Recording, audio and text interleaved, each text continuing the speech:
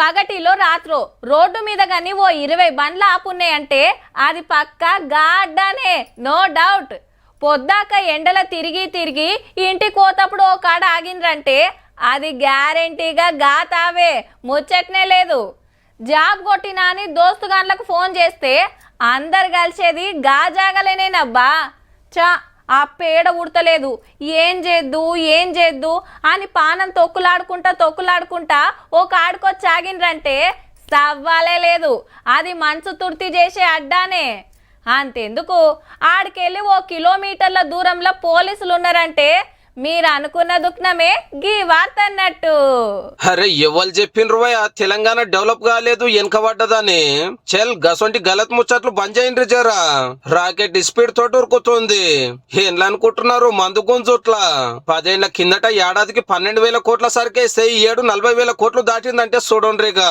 తాగుడేంది దాని తమాషేందని లేపుడు లేపితే 7 ఏళ్లకే డబ్బులు అయ్యింది. రాష్ట్రం వచ్చిన కాంచెల్లి గింత ఆమ్దాని ఎన్నో రాలేదని ఆప్కారోళ్ళ ఆనందం కూల్ బీర్ లెక్క బుస్తున్న వంగుతున్నది. 383 లక్షల కేసుల ఎర్రమందు, 387 లక్షల కేసుల బీళ్లు కథం చేసిరట ఏడాదిల్ని. వైన్సులకు, బాల్రకు, పబ్బులకు తాకుడు దాకి దెబ్బకు 4,209 కోట్ల పూత పోసిరట మనోళ్ళు. అంటే నెలకు 3,350 కోట్ల రూపాయల మాలు. సర్పంచ్ ఎలక్షన్లు వచ్చిన డిసెంబర్ అయితే 5,000 కోట్లు ఓడిపించుకున్నారట తాగుడికే. అంటే వైన్స్ టెండర్ పేరు మీద వచ్చిన 2,900 కోట్లు కూడా ఇంట్లోనే లెక్కేసిరట. 33 జిల్లాలల్లో 2,620 మందు దుకాణాలు, 1,214 బార్లు. ఉత్తమ సేవలు అందిస్తున్నాయి, అడిగిన బ్రాండ్ లేదనుకుంటా. మళ్ళా వైన్స్ వెనకాల చక్కటి పర్మిట్ రూమ్లు, సకల సౌలతులతోటి.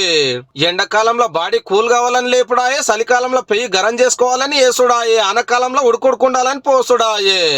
దోస్తులు కలిసినా, జీతం వచ్చినా, అప్పు పుట్టినా, అప్పు తీర్చినా, జాబ్ వచ్చినా, జాబ్ పోయినా, పెండ్లైనా, పేరెంటమైనా, సావైనా, సంబరమైనా మూత తీస్తేనే మర్యాద అన్నట్టు తయారైంది జమానా. మళ్ళా అంత నగదు బేరమే, ఏ కన కూడా ఉద్దరుండది.